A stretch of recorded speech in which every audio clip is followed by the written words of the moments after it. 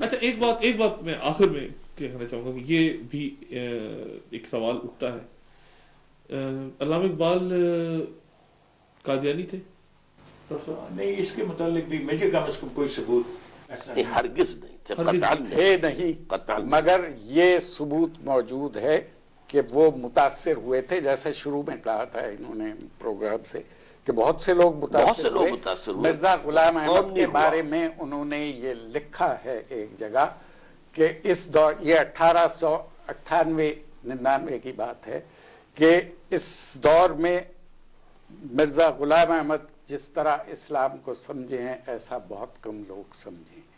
اس پر میں نے ساری چیزوں جب میں نے پڑھی ہے، وہ بھی پڑھی ہے، اور احمدیوں کی کتابیں بھی میں نے پڑھی جو انہوں نے اس پہ لکھی ہیں۔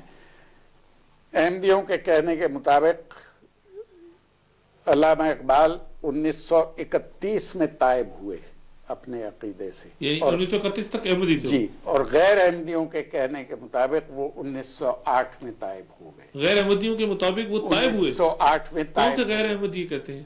بہت سے ریسرچرز ہیں، کتابیں لکھی گئی ہیں۔ ڈاکٹر صاحب آپ کے میرا یہ خیال ہے کہ وہ کبھی بھی احمدی نہیں تھے، البتہ غلام احمد کی تعریف انہوں نے کی، اور جو آپ نے جملہ نوٹ کیا ہے میں نے اس کے برعکس یہ سنا ہے کہ انہوں نے کہا ہے کہ اگر کوئی شخص آج اسلام زندہ دیکھنا چاہے تو قادیان میں جا کے دیکھے۔ بہت بڑی تعداد اس وقت تحریک پاکستان کے کابرین کی احمدی تحریک سے متاثر ہوئی تھی ڈاکٹر صاحب، کیونکہ یہ عیسائیوں کو جواب دیتے تھے۔ تحریک پاکستان ہی نہیں، خود جو ہے مولانا ابوالکلام آزاد، مولانا ثناء اللہ امرتسری، اصل میں یہ ایک خاص دور تھا جب کہ اسلام کے خلاف ایک تو غلام رسول مہر، عیسائی یہ متاثر تھے، یہ خود تھے، یہ غلام رسول مہر اور عبدالمجید سالک احمدی تھے۔ میری اطلاع نہیں ہے یہ، بہرحال میں جو عرض کر رہا ہوں وہ یہ کہ جو کام وہ کر رہا تھا اس نے تو عیسائی مشنریز کے ساتھ مناظرے کیے اور انہیں شکستیں دی۔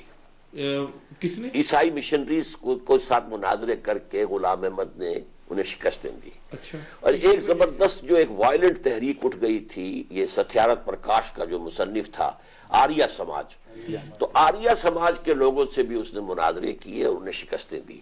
اچھا، ان دو چیزوں کی وجہ سے علماء کی آنکھوں کا تارا بن گیا، اس لیے کہ ہمارے علماء تو پڑھتے ہی نہیں، نہ بائبل پڑھتے ہیں نہ کسی اور مذہب کی کوئی کتاب پڑھتے ہیں، تو آخر مناظرہ کیسے کریں؟ نہیں سر، سید احمد خان نے بھی مولانا سید میر حسن کو منع کیا تھا کہ ان کے ساتھ جھگڑا کرنے کی ضرورت نہیں ہے، ہمیں کیا ان کا جو بھی عقیدہ رہے ان کے پاس، لیکن ہمیں اس سے کوئی غرض نہیں۔ لیکن سنے ہے کہ آدمی بڑا صالح اور نیک ہے، اور وہ مقابلہ کرتے تھے ان عیسائیوں سے، تو یہ سمجھتے تھے کہ ٹھیک ہے یہ اپنا کام کرتے جائیں، ہمیں اپنے کام سے غرض ہے، تو نہیں